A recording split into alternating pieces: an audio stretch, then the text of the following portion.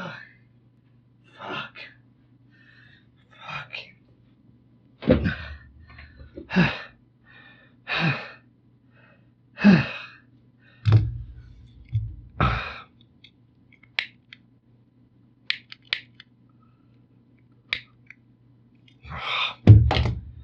Fuck. What the fuck is going on? I don't know if anyone is still listening to this. I don't know if the recording equipment is still working. I don't know how long it's been. It could have been a week. It could have been... I don't know how long. But if you are still here, if anyone is still listening, I'm sorry. I want to apologize for the show today. See, things haven't really been the same. I haven't really been myself since the last recording, however long ago. I don't quite know how to explain it to you in a way that makes sense, but everything is wrong. A week ago, I think the world was different. I know I sound crazy, but if you've listened to the show for long enough, you know that I don't lie about these things. Right? I'm a skeptic, but I'm not a liar. I would have thought I'm going crazy too if I heard this. I mean, it's the only logical explanation after all. I mean, I tried to leave the studio. I tried to leave and I realized that I couldn't. I tried. After we read everything in Laurence's journal, and I needed some air. You remember, right? I needed a cigarette. When I tried to open the door and leave and go out to the office, the door wouldn't open. I've tried for days, weeks. I have no idea how long it's been, but I kicked it. I've pulled it. I've tried to break it off its hinges, but it won't come off. And whenever I try to listen, I can't hear anything out there anymore. It's just silent.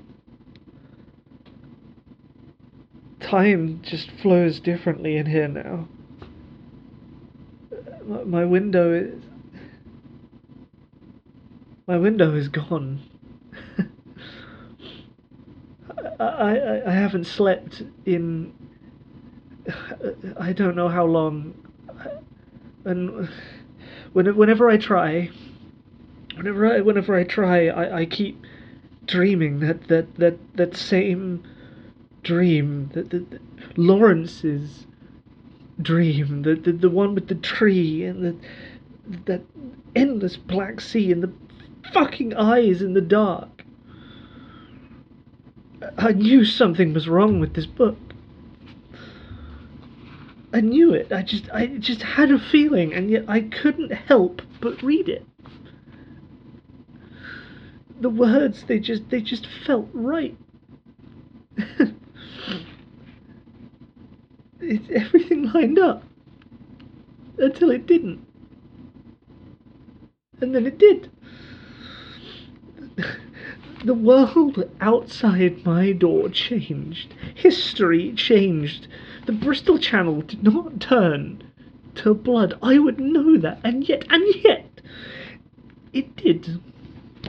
There's videos, there's pictures and testimonies. I see them on my screen. I can still see a world on my screens, and yet it doesn't exist. But it does. It's as if the entire world has suddenly rewrote itself, but wherever it's going, I didn't.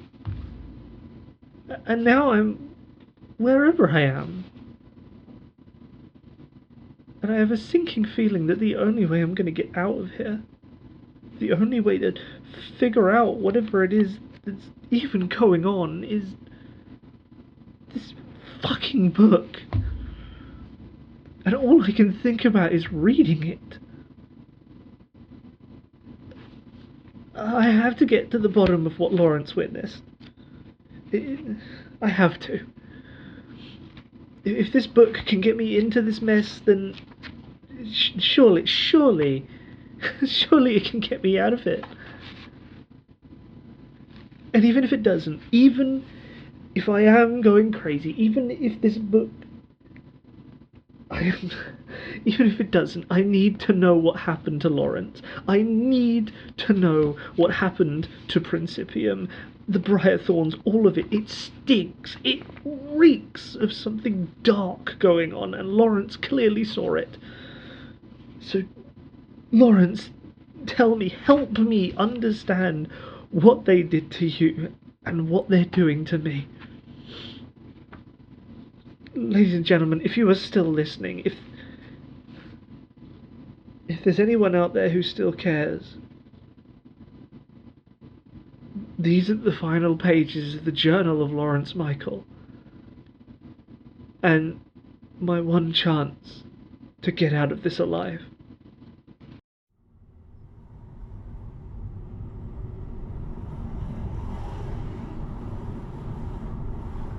It is hard for me to express the insurmountable torrent of fear I felt as my car pulled its way through those endless fields of dull, browning grass.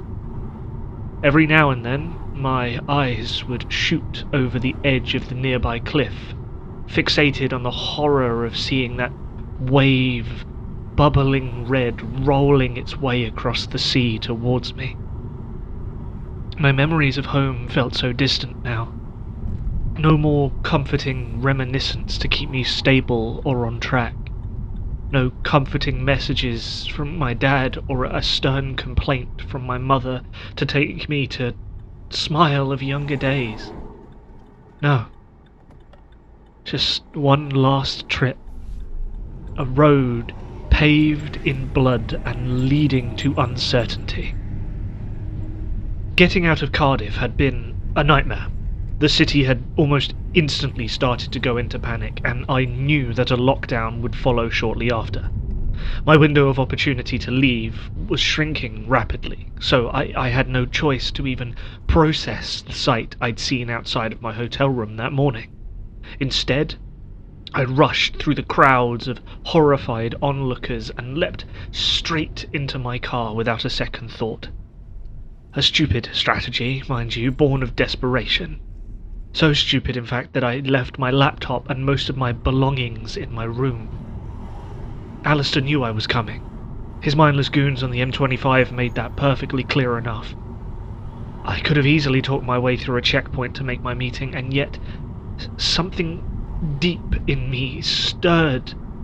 It steered me in this direction, a realization. He knew I was coming. He knew where I'd be. This wasn't just a random tragic development in the red wave. This was a message. A reminder that despite my best efforts to put a dent in Principium's armor, I was still being held at gunpoint. I gripped the wheel of my car tighter, speeding my way across quiet hillside roads deeper into the southern Welsh countryside.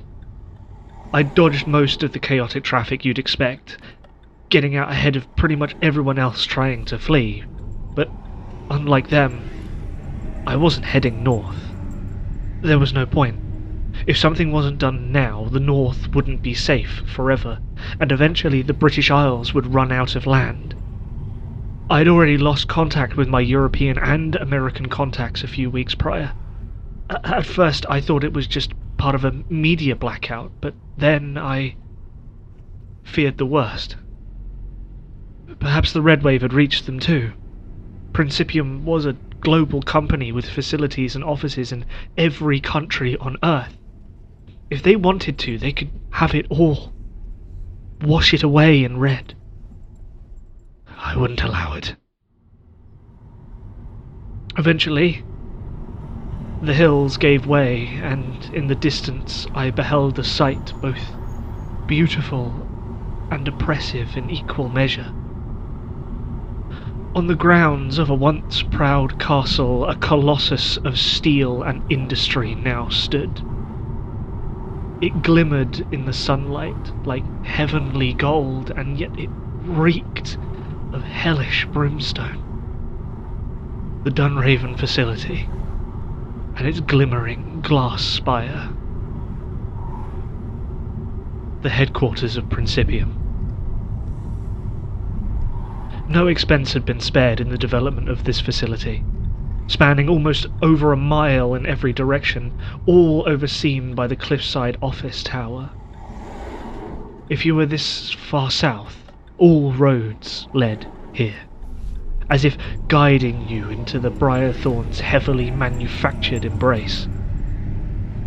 In a way, it was paradoxically welcoming.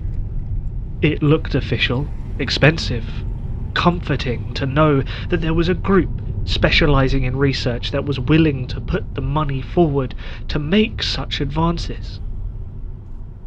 But the average civilian didn't have my eyes.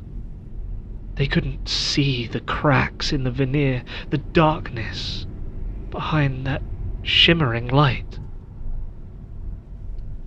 I continued along those quiet country roads, deeper into the Devil's Den with every second. I couldn't quite believe I was there at first, and even as I pulled up to the outer gates of the facility, it still hadn't quite sunk in. That all changed, however, as the facility's guards stepped into view. These men weren't like those out on the road. Not even close.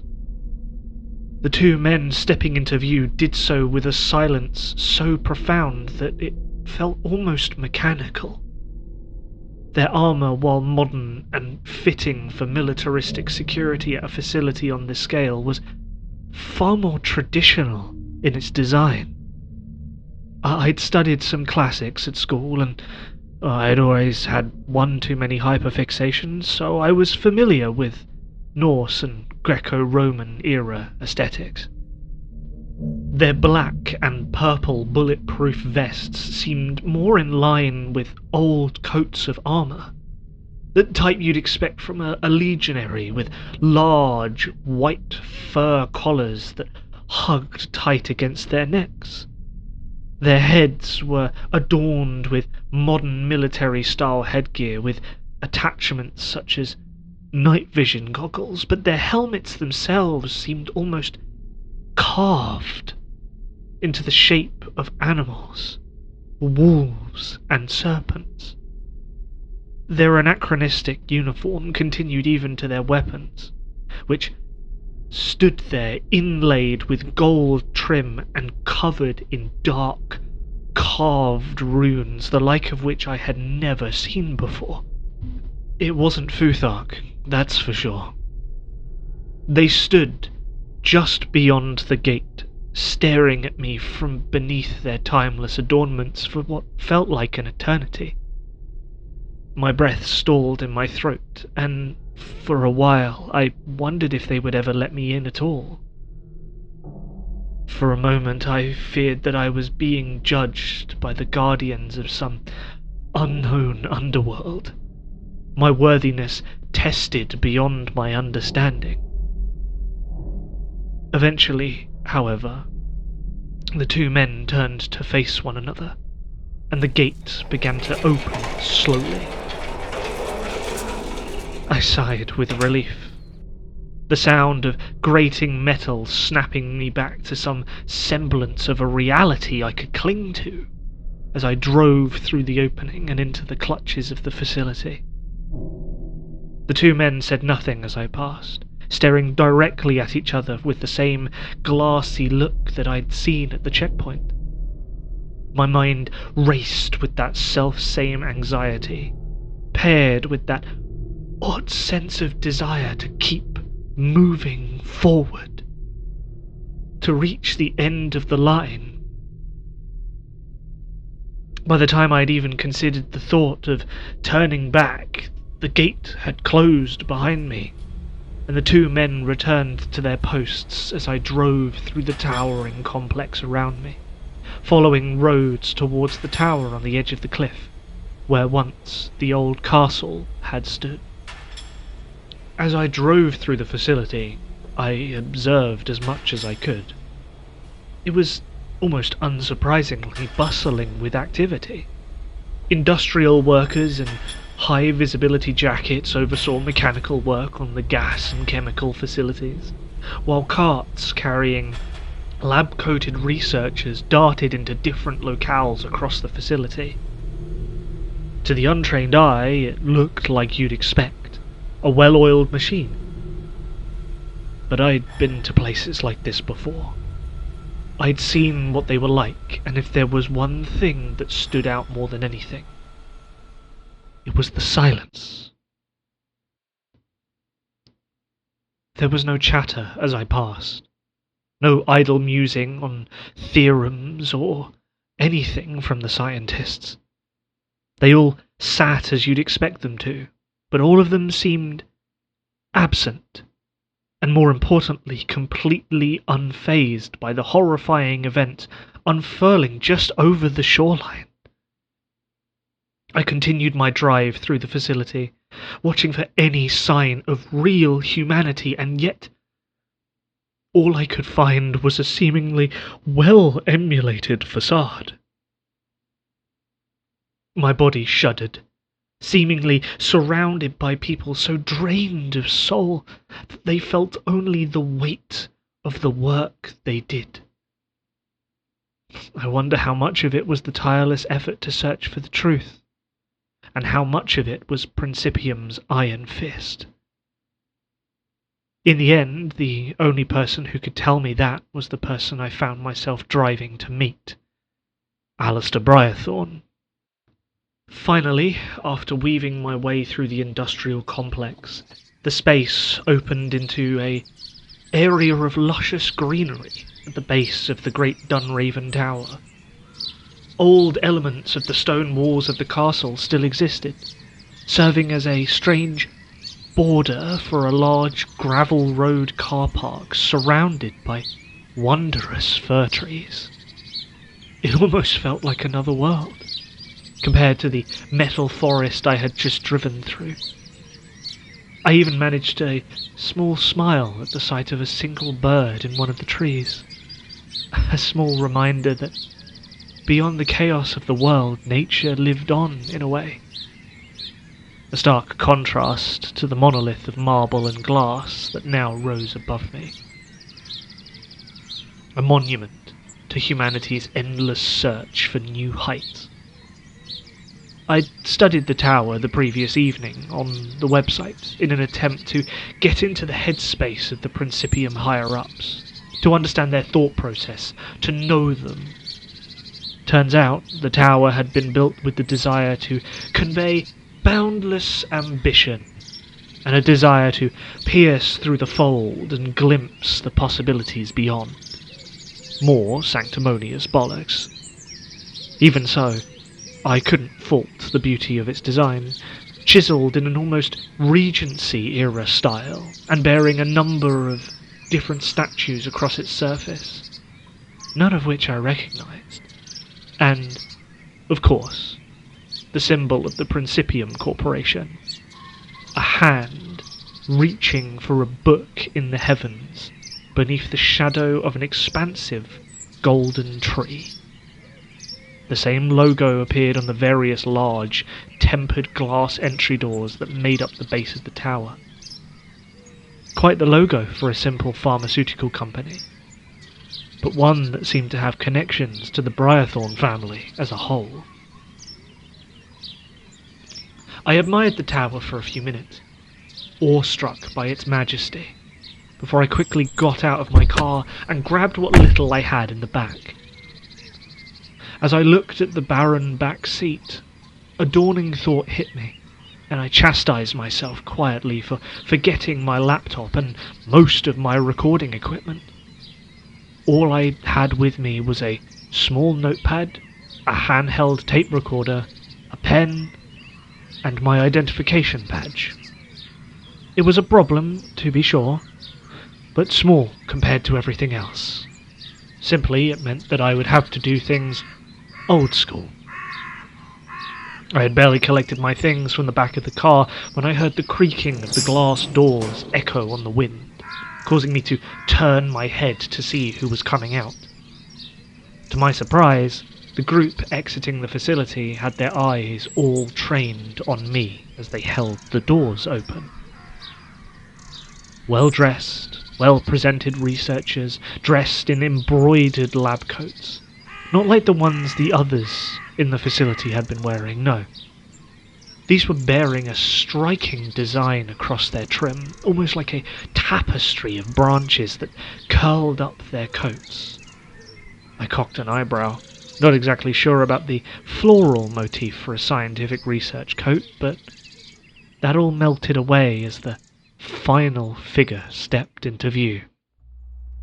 Tall, pale, thin, but beautiful skin, and a hair of flowing blonde hair that caught on the wind with ease. His suit was tailored to perfection, and he walked slowly with a polished silver cane that clicked audibly against the marble floor. He turned his head to look at me. I knew he was staring, and yet his eyes were covered with a thick pair of round, black glasses that let no light pass beyond them. This man needed no introduction, and yet the world seemed fit to give him one. The man who stared at me from across the car park, the man who dismissed his entourage with the flick of a finger, and now walked slowly across the gravel towards me, was Alistair Briarthorne. The sun caught on his dark coat, so dark, in fact, that it seemed to eat away at the sunlight as it struck him. But to put your mind at ease, he was no vampire. In fact, he seemed to relish in the warmth of the sunlight, a small smile on his face as he walked towards me, taking a moment to look up at the sun in the sky. Once he was within speaking distance, he wasted no time in striking up conversation. If ever there was a day for such a destined visit, it would surely be such a resplendent one. Laurence Michael, I presume. His voice was ethereal and stoic in ways I had never heard before. It felt like the comforting breeze through a spring window, disarming all who felt it. It was at that moment that I realized that in all of my research, I had never heard his voice before. I decided not to invoke aggression so quickly, and confirmed his suspicion, responding with an echoing, "Lord Alistair, I presume," and held out my hand. He looked at it curiously, and shook his head with an awkward smile. He informed me that his family did not shake hands, not out of rudeness, mind you, but out of a fear of a genetic condition of the flesh. Apparently, skin-to-skin contact was irritant enough to bring out terrible rashes, and he did not want our meeting to come to such an unceremonious end over a handshake. Instead, he quickly diverted attention towards the tower, glancing up at it with a proud expression. He asked what I thought of it, of the facility, and I told him that it was grander than my research had led me to believe. He informed me that recent expansion efforts were, indeed, the result of the need for greater research into the Red Wave. Which, after all, was why I was here, right? I shuddered as he turned to look at me. I could not see his eyes, and yet I felt his gaze so sharply. It was beyond anything I'd ever felt. It felt wrong. I cannot explain it, but I could not falter. Not now. I had to press him. I stated that his statement was true, and that he better have a good reason for displaying such brazen subterfuge and militaristic tactics on such a wide scale. I quickly followed up with questions about the situation in Cardiff, attempting to not give him any time to breathe given the urgency of the situation. But Alistair would not take the bait so easily, and with dexterous personality he waved my questions away with stoic authority. He stated that his team was already aware of the situation and had mobilized shortly before I arrived. He gestured towards the entrance of the tower, inviting me to more comfortable surroundings than a gravelly car park. He spoke of it as an invitation, but it was clearly an order. I reasoned, however, that if the idea was to kill me, he would have simply done it already. And so, together, Alistair and I took ourselves into the main reception of the tower, a vast open-plan area decorated with numerous pieces of art and built on the foundation of the old castle, still visible beneath panels of glass in the floor. Alistair explained that he wanted to keep as much of the old castle grounds in place as possible, desiring to keep his family history rooted in the place, to remind himself and the others of what they were there to do.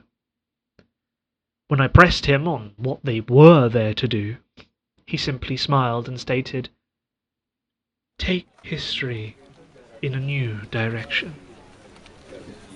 He continued to lead me through the offices, showing me labs and office spaces peppered with people hard at work on tests and tracking outbreaks of the red wave with ruthless efficiency. I could not fault the dedication of the team, or any of the staff, even if they did seem a bit off.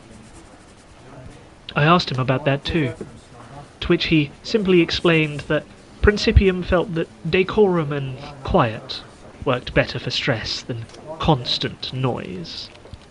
It's hard to hear yourself think when all you hear is everyone else, he stated, leading me into an elevator to the top floor of the tower, Alistair's private office.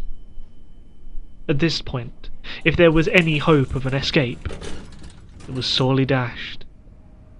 Getting into an elevator with a man as auspicious and yet utterly unknowable as Lord Alistair was quite possibly the most brazen and callous thing I could have done. But again, I did not have a choice.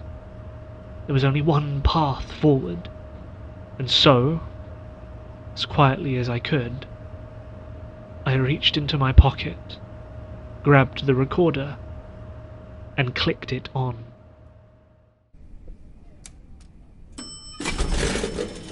Alistair's office was far more minimalist than I had expected it to be. A great open glass affair overlooking the sea and the entire facility on nearly all sides. The floor was a dark, swirling mix of black and purple, shining almost like an ocean of oil or tar, frozen within resin as it shimmered in the light. And as I stared for a moment, I could have sworn I saw it move. Alistair's private elevator, the one we had taken up to get here, opened out into the centre of the room, facing a large mahogany desk that sat with its back to the ocean. The room was not completely open, however.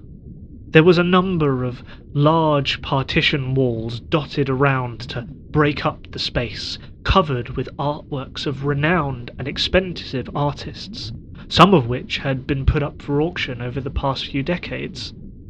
I recognised a few of them, but only one really took my fancy. It was a large canvas of a starry sky, dotted in majestic alignment, in a formation unlike any constellation on record. It was almost hypnotic, drawing me into its maddening brushstrokes and mathematical wonder. I glanced at the title, The Death of Capricorn by Ernest MacIntyre. Alistair took note of my interest and asked me if I was a fan of MacIntyre's work. I told him I'd never heard of him. He simply chuckled and walked away, explaining that he wasn't surprised. Most people had considered MacIntyre a madman, obsessed with messages in the stars. Alistair explained that the rumour goes that the portrait in question was one of MacIntyre's last, painted in his final years when his mind had all but begun to turn to madness, and he was obsessed over a spiralling series of events he'd decoded from the stars that heralded the destruction of the zodiac constellations, and by extension, the end of everything. Such a maddening and unique story was the perfect inroad to probe deeper into Alistair's mind. I asked him about his own spiritual beliefs, referencing the unique clothing that his guards wore. He seemed almost taken aback by the question, surprised by the angle of questioning in a sense. He explained that, like MacIntyre, he was fascinated by the Norse beliefs and the through-roads and connections to the Greco-Roman faiths. Alistair clearly liked talking about history, trailing into a long-winded conversation about how those faiths seemed almost incomplete, breadcrumbs of greater stories lost to time that never quite reached the heights of the originals. I asked if he felt like that desire to be more than one's current existence was a fundamental piece of Alistair's lifestyle. He agreed, stating that it was something instilled in him by his father, Ambrose, stating that the disappearance of his parents had affected him greatly. I asked him if he still kept in contact with others in his family, and he said he did, to his best. He mentioned several names I'd never heard before in my research, including, specifically, Carrigan, his brother-in-law, as well as brothers Nathaniel and Xavier. I explained that I didn't realise that the Briathorn family was so expansive. His response was, I don't even know how to explain it, but the words affected me. He simply stated that they were many, and that there was always more willing to be part of the family. I brushed it off, making a remark about how sure I was that any would be willing to marry into such an extensive family. There was quite a pot of gold to dip into. Alistair simply laughed and said yes. The conversation continued on for almost an hour, a gentle, dexterous duel of words about culture, history, and family lineage. Alistair's verbal dexterity did not make it easy for me to glean his intent from his words, and my frustration became clearer by the minute, until finally the pretense was over, and I decided to be more forward. I confronted him properly, using my own personal history with Principium as a lever point to ask Alistair the key questions on my mind and many others. What is the Red Wave? What are Principium doing sealing off cities, and what is the singing? Alistair paused, letting me rant and sternly ask him question after question, subtly berating him with corruption allegations and questions of integrity. None seemed to even bruise him as he sat there, staring at me from beneath his dark glasses. And when I was done, he let the air hang for what felt like an eternity.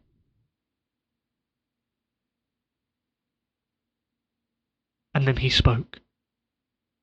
Plainly, simply. He apologized. He apologized for what had happened to my family. He called it a tragedy beyond words which could not be undone. He explained that Principium had been tracking the source of the red wave for some time, a frequency emanating deep from within the earth. The singing that people heard before their demise was a result of that frequency. That's what the sumatriptan was for. They couldn't just switch it off, so they offered it as a mercy to stave off the effects. And then he dropped the bombshell on me. He told me that there was no cure for the red wave, and that the sound from beneath the surface was only going to get louder. I couldn't believe it. I shouldn't believe it. This was Alistair Briarthorn, a man known to lie to me, a man who was doing everything in his power to hide the truth. Frequencies? Frequencies don't spread like a disease. There had to be more to it than that. There had to be. Alistair continued, explaining that he invited me here because he wanted me to know the truth, thinking it could bring me some comfort knowing that Principium was working with good intent. And then he offered to show me what they had found. I was speechless. Beyond speechless, even. My mind turned to silence. Everything I thought was being rewritten in real time, edited, changed, shifted in new, impossible directions. I said yes. No. I said no, but I said yes. Yes, Laurence said. Show me the truth, he said. I said yes, and asked Alistair to show me the truth. Alistair smiled softly and nodded before rising from his desk and stepping towards the elevator.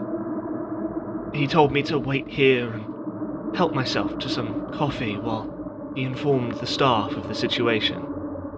A moment later, I was alone. My head spun with a million thoughts, many not even close to being sane. But I needed to stay focused. I couldn't let Alistair's words distract me or change my thoughts, and so I made a rush over to his desk and began searching for anything incriminating that I could collect.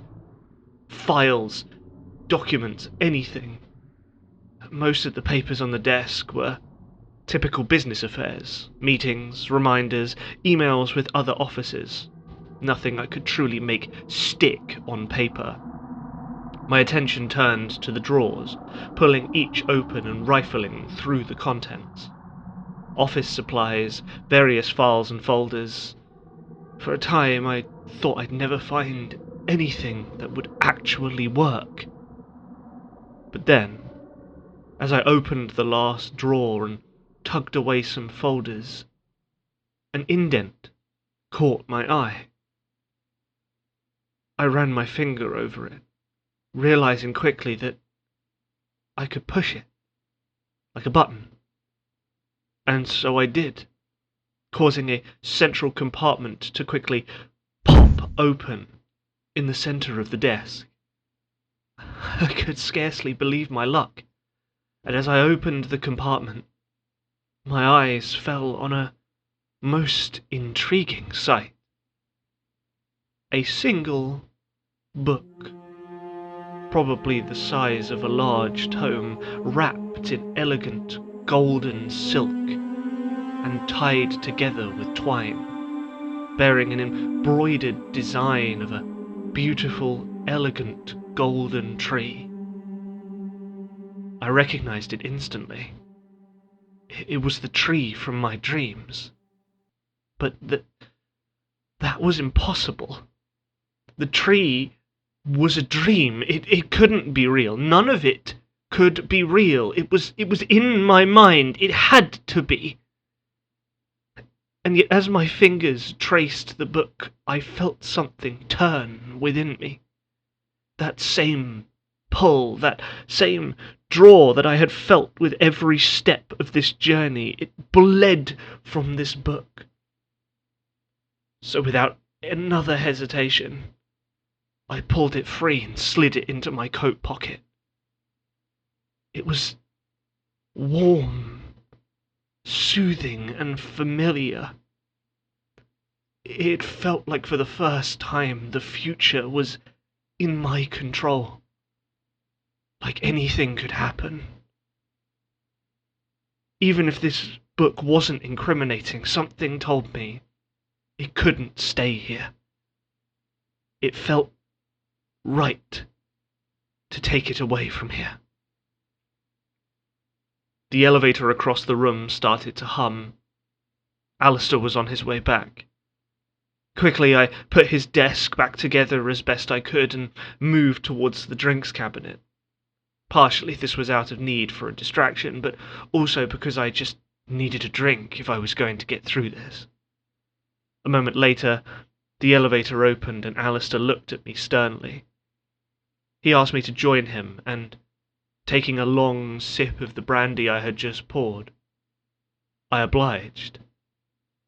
I asked him where we were going, but Alistair stayed silent, and so we descended, taking the elevator down through the offices, followed by a number of private access doors of increasing authority levels, deeper and deeper into the tower's foundations, until finally we reached the crypts of the old castle. Huge stone antechambers carved with similar statues to the ones that now embossed the outside of the tower. Ritual runes carved into coffins on all of the walls. With each step, the air grew colder. The deeper we went, the more the world seemed to change. Industrial corridors gave way to stone crypts, giving way to natural caverns and spiraling roots of the deep earth. I could not tell you how deep we went, but the closer we got to our destination, the more I could hear the sound of noise and music. It was almost white noise, rushing water falling into an echoing cavern, all coming from behind one large, reinforced vault door that barred our path. We're here. As I stared up at this gargantuan metallic door deep beneath the surface of the earth, Alistair said nothing, and simply approached the console for the door and turned to me. He explained that this was the deepest point that Principium had tunneled to in order to find the source of the frequency, and that beyond this gate was their current efforts to silence it. He warned me that what I was about to see would change everything, that there would be no going back if I walked through that door. It is difficult to explain how his words disarmed me at that moment, to say if it was hypnosis or something altogether foreign. I felt no desire to run. I felt the warmth of the book in my pocket strain slightly, and yet it pulled me forward. Maybe it was trying to keep me safe, but I don't know.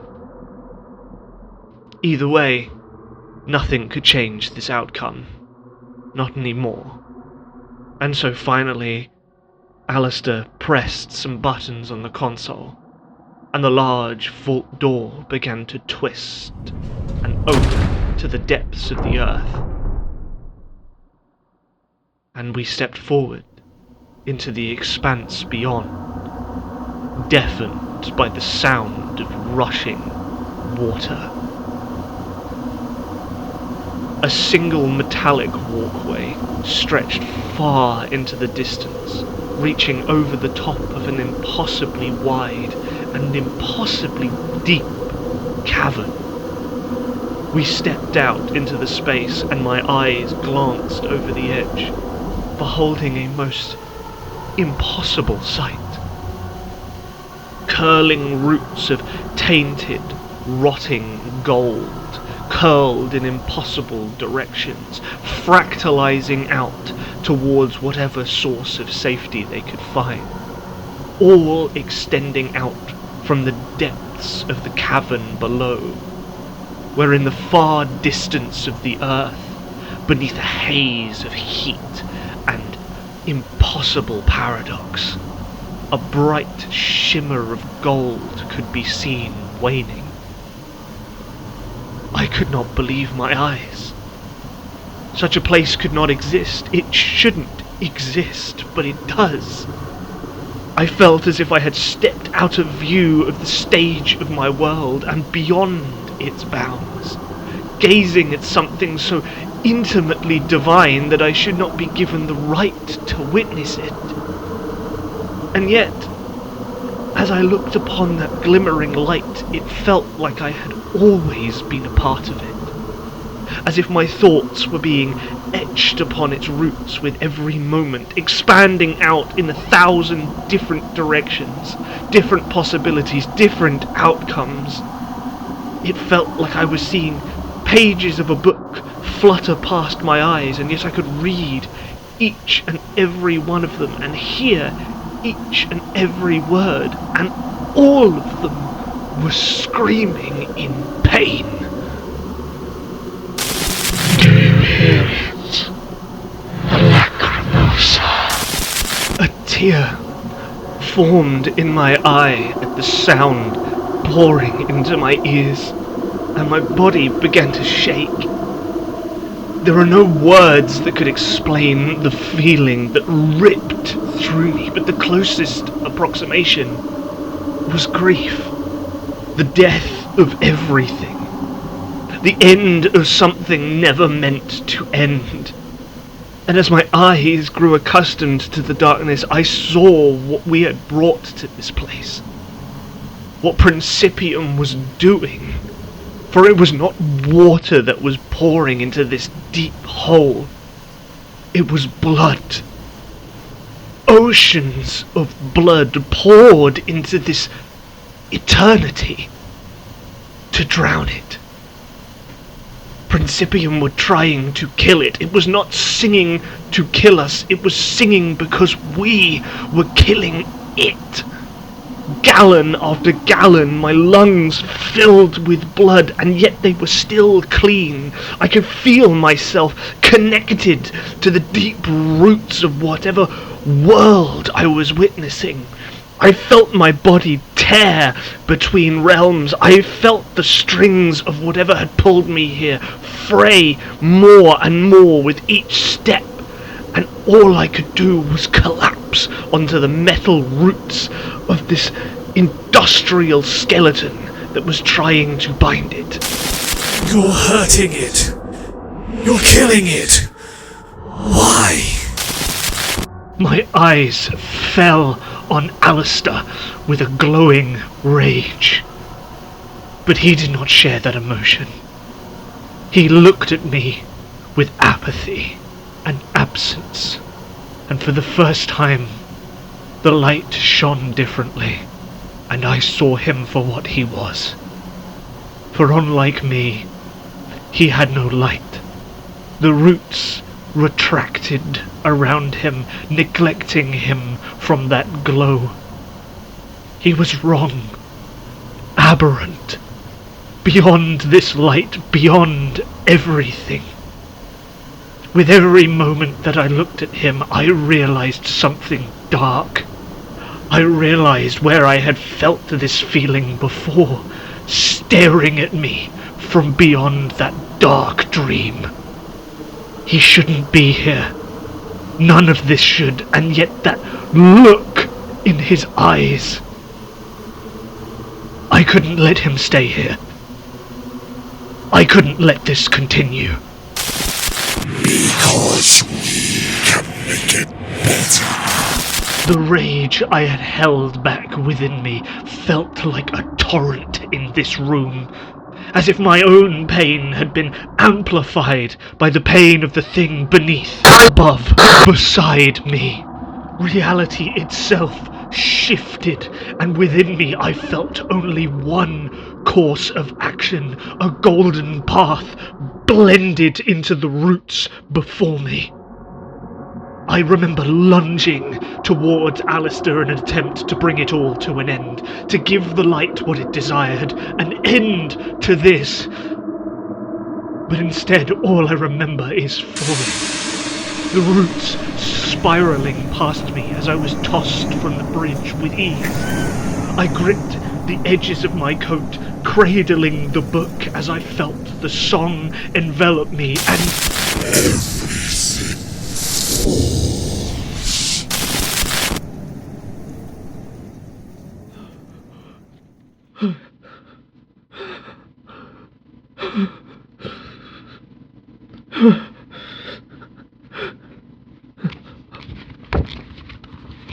No.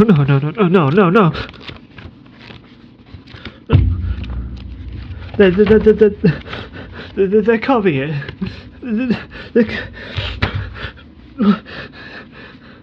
There can't be.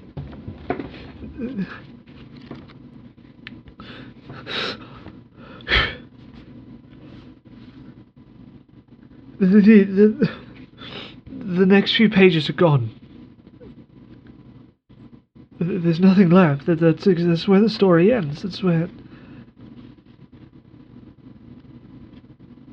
It can't be. Gosh, what was that? I felt that. All of that. Not like a story. Like... At first I thought it was just getting to me. Getting into my imagination, you know, but every word, every time I read, every time I spoke those words, it felt real. Like it was becoming real. Like it was real. Like I was experiencing it. I felt Laurence fall into whatever that thing was. I felt its pain. I felt the anxiety, the fear, all of it. And there was something else too, forcing my words. I felt it right in the back of my mind, trying to change the words on that page. I felt it before too. All of it I felt before. It was so quiet, but now it's so loud, so hungry. Without those pages, I can't finish the story. I have only one choice left. I have nowhere else to go, nothing else to say. I'll keep this system running as long as I can, broadcasting to whoever is listening. This book must have come for a reason. I know that now. Whatever it is, whatever that is, I don't know. But I will find out. I have to. And I don't know what to do. It's... What the... Huh? There's so many pages. This book, it's... How does it have so many pages? That doesn't make any sense. There's other things in here. There's other stories. There's other memoirs, writings. Dear God, there's hundreds. But this doesn't make sense. This is a book. I hold in my hands a book, but when I open it, it feels vast.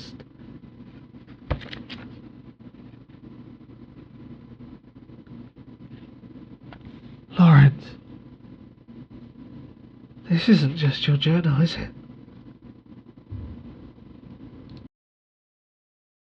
The Paraverse and Antithesis are an audio drama series created and published by Looking Glass Productions. It is written and directed and acted by Renee Weller and published under a Creative Commons Attribution Non-Commercial Share-alike 4.0 international license. If you enjoyed what you saw here today and would like to see more, consider subscribing to our YouTube channel so that you can get updates whenever new episodes release. You can also follow Renee on Twitter and Blue Sky if you would like to see more information on artwork, writing, or elsewhere. If you feel the need to, and would like to support further episodes, you can also consider donating to our Patreon to get extra little benefits such as access to scripts, or early looks at what is coming next in the Paraverse. Thank you, everyone, for listening.